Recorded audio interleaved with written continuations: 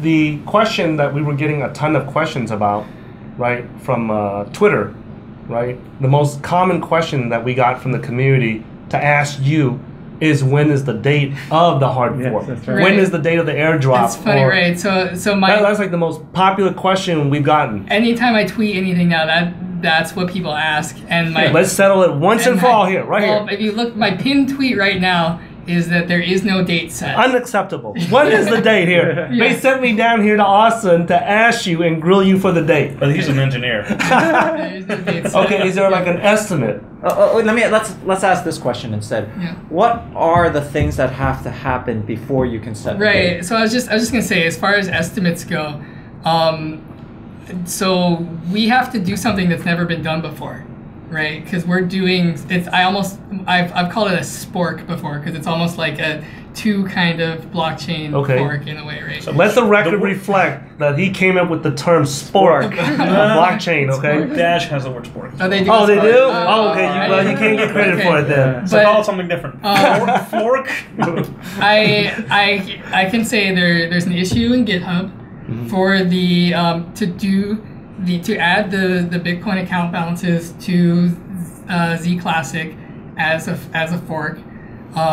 You can check the development on that. And a few hours before I came here, I was talking to one of the developers that's working on that, and he did actually simulate adding some Bitcoin account balances to the Z Classic blockchain in a lower difficulty block. So 1,000 transactions in one block. So that is a very optimistic result that we have.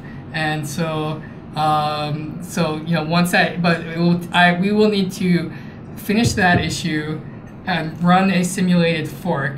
And then once we actually can do that, and we're confident that we have tested this thing that nobody's ever done, then we can start the discussion of, okay, we need to make sure people have time to put their Z Classic in their wallets and all sorts of other logistics, but we can start to have that discussion. Okay. So, but you have to do 65 million transactions, right? Yes. There may be another. There was another proposal to do it with a script hash, but I don't know. A pay to script. Right. But we're probably going to do it the simpler way. Just add the 65 million. Right. So but that's a lot of blocks, though, right? So anything, anybody who has done anything in computer science, is that anything over 1 million is a lot and hard. It might. Yeah. I mean, we'll have to see what happens. One option. I mean, people are suggesting gigabyte blocks. Right. Forever or just no, just for the fork. So the fork blocks could be 100 megabytes or gigabyte blocks. So now you got to download a gigabyte at a time without failure, right? So yeah. There's a couple of there's some challenges. Yeah. So I mean, from your engineering background, do you have any suggestions for him while we're here? It's a complicated problem, and this is the answer Juan, but I would literally spend a week or two just noodling with this. 'Cause there is not going to be an optimal amount, but there's going to be the most optimum amount, right? So what can we do with this? Because if you do giant blocks and one of your peers is me sitting at home with my Time Warner cable, and we all know how reliable that is. So you're going to drop off and have to start all over again, right? Yeah. So there's some complications. So you want your blocks to be appropriately sized. I don't know. I completely agree, because I have people who are suggesting gigabyte blocks, and I'm thinking that sounds But I mean, it was tested by Bitcoin Unlimited, but obviously so we're thinking we're looking into it. Right. So basically, that has to be complete. The testing would you call it so the airdrop has to be tested. That has to be complete. And then what else has to happen before you can even come up with a airdrop date? We need replay protection, and that is being worked on in parallel. That's something that is very straightforward, has been done in Bitcoin Cash, Bitcoin Gold. Is this volunteers from the Z Classic community, or these guys that you hired? Yeah. Who's doing all this? There are developers that they're doing it for bounties that people are basically volunteering to pay the bounties for developers. So you're putting up GitHub issues, right, and then the community is coming up with donations to get those tickets done. And it's very ad hoc at the moment. And there are some people who are just putting in issues that maybe they're issues of things that they don't like with the wallet right now that they want fixed.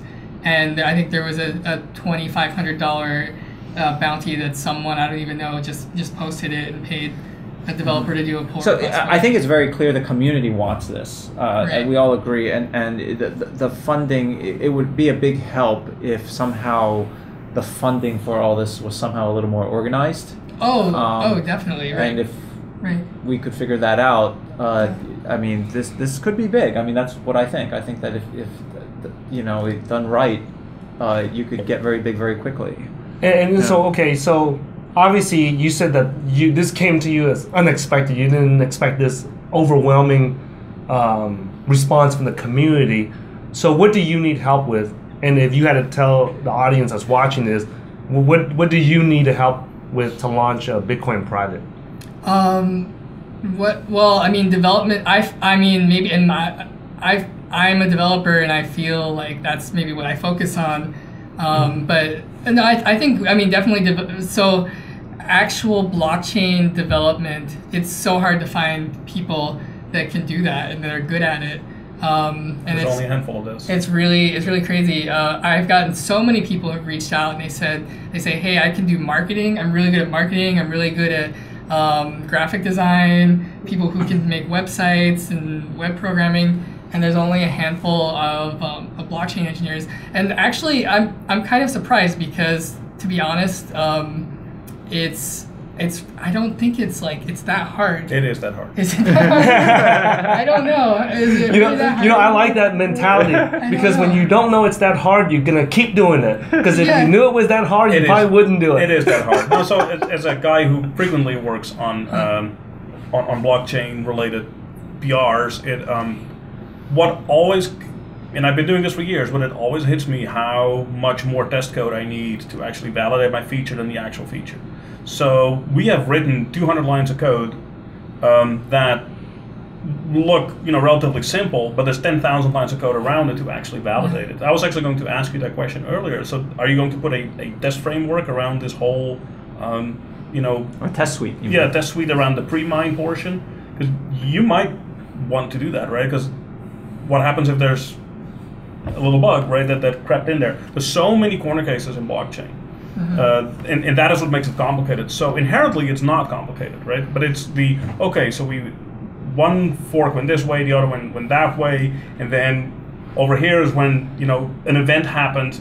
Does it count over here? Does it count over there, right? How do you reconcile that, right? So which one is the one that's the truth, right? So there's a lot of detail that goes into blockchain development. I mean, I hate, not to pick on Bitcoin Gold, but they had some kind of just, when their blockchain fork just forked in two different ways, and one of them I think had the pre-mine and something didn't or whatever, and they were able to just say, look, we're the ones that are maintaining Bitcoin Gold.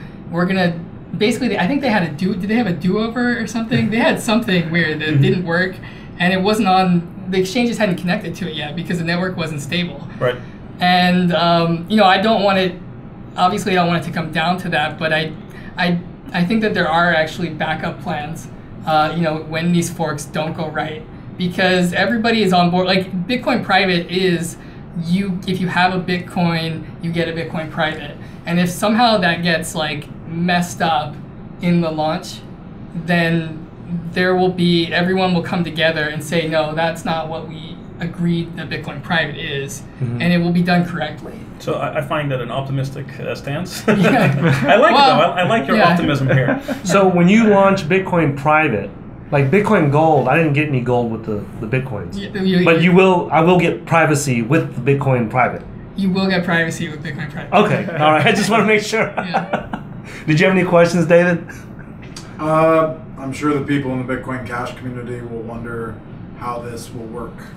When are you going to pick the UTXO set? Everybody wants to know the date. Yeah. No. Oh. When in the history of Bitcoin do you pick the date of the UTXO set of Bitcoin? Because if you picked August 1st or before, you're rewarding people that held and now hold, both.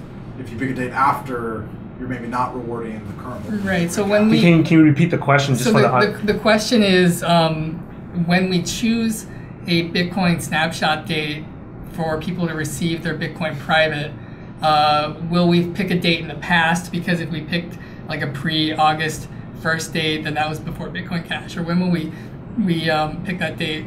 And the answer is when we choose a date, it will definitely be at some point in the future. So it will most likely be 2 weeks in the future to give people time to, if they want to hold a Bitcoin at that time, the date of the snapshot, to make sure that they're ready and they can move Bitcoin into the appropriate wallets. Okay.